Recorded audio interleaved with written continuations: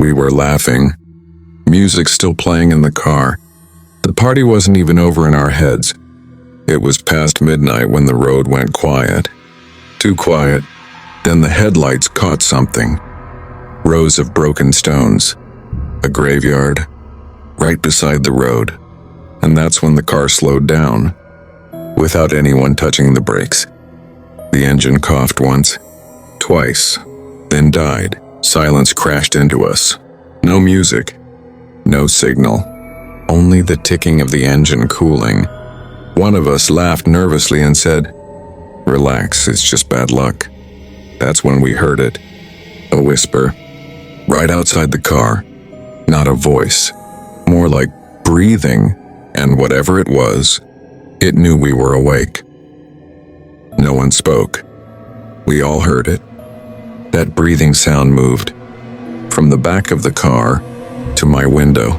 Slow, intentional. I could see my own reflection in the glass. White eyes, frozen. Then something tapped the window. Once, not a knock. A nail, dragging. A whisper slid through the crack in the glass. "You shouldn't have stopped here." The fog outside thickened. Graves disappeared into it. And that's when the radio turned on by itself. No music. Just a voice repeating, "Get out." The radio went silent. Too silent. Then, click. All 4 doors unlocked at the same time. No one touched anything. My friend in the back whispered, "Did you do that?" Before anyone answered, the driver's door opened an inch. Cold air rushed in. The fog wasn't drifting anymore. It was crawling from between the graves toward us. The whisper came back, right next to my ear this time. "One of you needs to step out." I felt a hand on my shoulder. Human, warm. But when I turned, everyone's hands were visible. That's when we heard footsteps circling the car. The footsteps stopped all at once. That was worse, because the car suddenly sank, just a little, like someone had climbed on top of it. The roof creaked, metal bending. Dust fell from above the windshield. No one looked up. We didn't need to. We could feel it breathing, slow, heavy. Each breath pressed the car down further. Then a sound, fingernails dragging across the roof, searching, counting windows. A voice whispered, amused, "Too many heartbeats in one place." The suspension cracked, and something above us laughed. The roof went silent. No breathing, no movement. For 1 second, we felt relief. Then, knock from inside the car. Not on the window, not on the door. From the trunk, 3 slow knocks. Perfect rhythm. My friend whispered, "No one is back there, right?" Before anyone answered, knock, knock, knock. This time closer, like something crawling forward. Then a soft voice echoed through the metal. "You locked us in." The dashboard lights flickered. And from the roof, something started tapping back. They were communicating. The knocking stopped. Complete silence. Even the forest felt frozen. My hand wasn't near the door. No one moved. Then, click! The passenger door handle turned. Slow, careful, like it knew we were watching.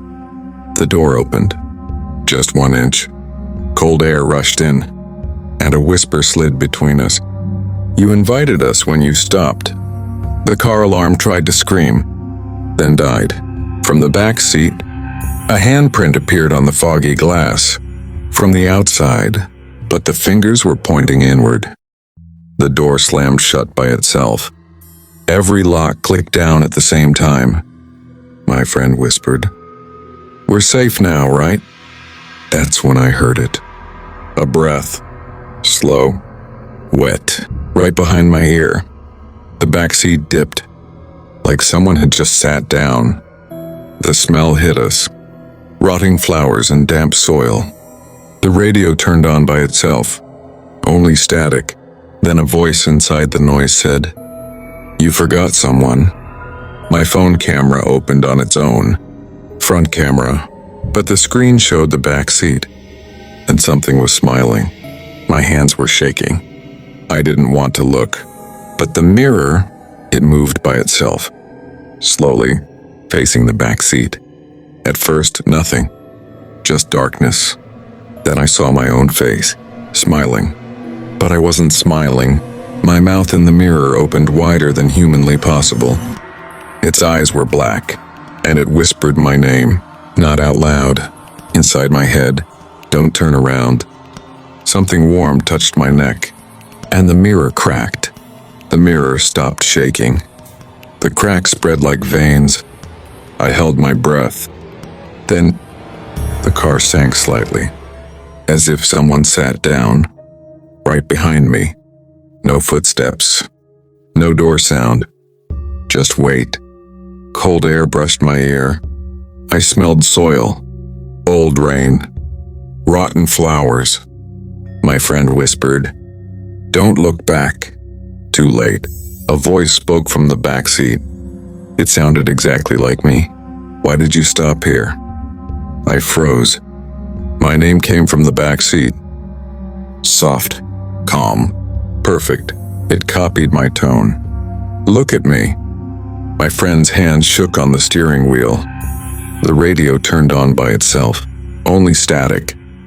Through the static, someone whispered our names. One by one. I realized something then. The cemetery was silent. No insects. No wind. No dogs. Because everything was listening. The voice leaned closer. Its breath was cold. "If you answer, I can follow you home." I kept my eyes forward. The rearview mirror tilted. Slowly, no one touched it. In the reflection, 3 heads. There were only 2 of us. The third face didn't blink. Its mouth smiled too wide. My friend whispered, "It's learning our shapes." The smell of soil got stronger. Then the engine tried to start by itself. Failed again. The third face leaned closer in the mirror. "You stopped on my road." My friend slammed the headlights on. For half a second, the cemetery lit up. Graves everywhere. Old, broken, open. Something stood between them. Too tall, too thin. Its face blurred like wet paint. The lights flickered. Once, twice. Then, darkness. The thing screamed. Not loud. Inside our heads. The car doors locked by themselves. A whisper crawled through the dark. "No light here." The door handle moved. Slow, careful, like it was thinking. Click. The lock resisted. Click again. "Stronger this time," my friend whispered. "Don't let it in." The window fogged instantly. A word appeared, written from the outside. "Open." The handle twisted harder. Metal screamed. Something pressed its face against the glass. Its eyes were upside down. Then it laughed, and the lock started clicking. One by one, the lock stopped. Silence. Too quiet. Then my phone buzzed. No signal. No battery. Yet a message appeared. "Leave 1." The radio turned clear for the first time. A calm voice spoke. "Only 1 needs to stay." My friend looked at me. I looked back. The back seat breathed. The car rocked slightly. Outside footsteps circled us. Not 2 sets. Many, the voice whispered. "Choose." My friend turned the key again. Click. The engine coughed. Once. Then it started. The dashboard lights came back. The radio died. No whispers. No breathing. Just the engine. We didn't speak. We didn't look back. The car rolled forward. 5 feet. Then the headlights showed something. The road ahead was gone. Only open graves. And one of them had our names carved already. The engine shut off by itself. Behind us. The backseat exhaled. The fog moved. Not with the wind. Against it. One grave collapsed inward, soil falling like water. A hand rose from inside. Not rotten, not human. Smooth. Gray.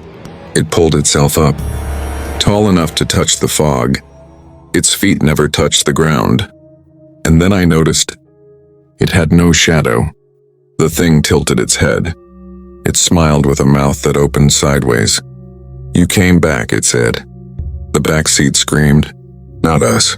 Something else was already inside the car. I didn't turn around, but I felt it. Warm breath on my neck. Too close. The seat behind me creaked, slowly sinking, as if someone heavier than a human sat down. My friend's reflection in the mirror was crying, but his mouth wasn't moving. A whisper crawled into my ear. "We followed you from the party." My heart stopped, because no one there knew about the cemetery. Outside, the thing from the grave bowed its head, like it was welcoming something home. Then the car doors unlocked together. Click. The doors unlocked. None of us moved. The air inside the car thickened. Hard to breathe. The thing in the back seat leaned forward. Its weight pressed between us. I felt fingers, not touching, hovering inside my chest. Then it spoke. Not loud, not angry. "Let me out." The grave creature outside stepped back, like it was afraid of what was inside with us. The headlights flickered. The cemetery gate creaked open by itself. The voice whispered again, "I don't belong in here anymore." The gate stood open. Fog rolled inward, not out. The thing in the back seat grew lighter, like it was being pulled. The creature from the grave dropped to its knees. Its head bowed. The ground trembled. One grave split open wider than before, not deep, endless. I heard voices inside it, hundreds, whispering the same words. "Return it." The thing behind us laughed softly, almost relieved. "That hole isn't for bodies," it said. "It's for mistakes." The whispers stopped at once. Silence pressed against the car. Too heavy. Then the dashboard lights flickered red. Not a warning. A symbol. The thing in the back seat leaned away from me, toward my friend. I followed its gaze. There was dirt on his shoes. Fresh, grave dirt. My friend whispered, "I didn't tell you everything." The grave outside closed halfway, like it was waiting. The backseat voice softened. He was chosen before the car stopped. My friend's reflection smiled, but he didn't. The door locked, by itself. The engine started. My hands were still on my knees. The steering wheel turned, slowly, carefully, like someone learning. The backseat was empty, but the mirror wasn't. A face looked back at me. Not human, not dead. It smiled gently. "Thank you for bringing me back," it said. The car rolled forward, past the graves, past the gate, and the cemetery disappeared behind us. But the voice stayed, right beside me. The road was empty. No lights, no signs, no signal. I looked outside. I didn't recognize anything. The trees were too close. Leaning in, listening. The speed increased, on its own. I tried to stop the car. The brakes did nothing. The mirror smiled back at me. "Relax," the voice said. "We're almost home." My phone lit up. One notification. From an unknown contact. "You should have stayed at the cemetery." Then every tree turned its head toward the car. The speed kept rising. The engine screamed. Then suddenly, it slowed. The trees pulled away. The road straightened. Relief hit me, until I saw the sign. "Welcome," scratched underneath. "Becky." My hands went numb. Ahead of us, the same broken fence, the same crooked gate, the cemetery. The car rolled to a stop. by itself. The voice laughed softly. You can leave, but you can't go. The fog cleared for a moment. I stepped out of the car. My legs felt heavy, like the ground was pulling me down. The graves were closer than before. Too close. I walked past them, one by one. Then I froze. A fresh gravestone. No cracks. No moss. Just one name. My name. Below it, Part 30. The voice whispered from everywhere. You're almost done. I stared at the gravestone. The letters carved deep, too fresh, too clean. Then the number changed. 3029. Each second, the stone cracked louder. The fog pulled back like curtains. Every grave turned toward me. All of them had numbers now. Different names, same ending. The voice returned, calm and patient. Stories don't end when you stop watching. The car headlights shut off. Complete darkness. And footsteps began running toward me. I didn't move. I couldn't. The footsteps kept coming. From every direction. Then I realized they weren't on the ground. The graves slid closer, dragging themselves. Stone on soil, names scraping. Numbers counting down. 28, 27. Cold hands grabbed my ankles. Not pulling. Measuring. The voice whispered. Stand still. It hurts less. Something crawled out of the open pit. It looked like me, but thinner, hollow, and smiling like it already won. The thing that looked like me stood up straight. Too straight. Its eyes met mine. No fear. Only relief. The grave stopped moving. The countdown slowed. 26, 25. The doppelganger stepped forward. Into the circle of graves. Every stone turned toward it. The fog bowed low. The voice spoke softly. Balance restored. The ground beneath me cracked. I began to sink. Not falling. Being placed. The last thing I saw was my own face smiling at freedom. The ground closed over my chest. Cold, tight. I tried to scream. No sound came out. Above me, footsteps. My footsteps. I heard my own voice laughing. The car engine started again. Gravel crunched. Then silence. Dirt filled my mouth. But I didn't suffocate. I stayed awake, watching memories leave me. My name faded first, then my face, then the fear. The voice whispered one last time. You're part of the place now. I don't know how long it's been. There is no time here, only watching. I see cars stop at the gate now, just like ours did. People step out. They hear whispers.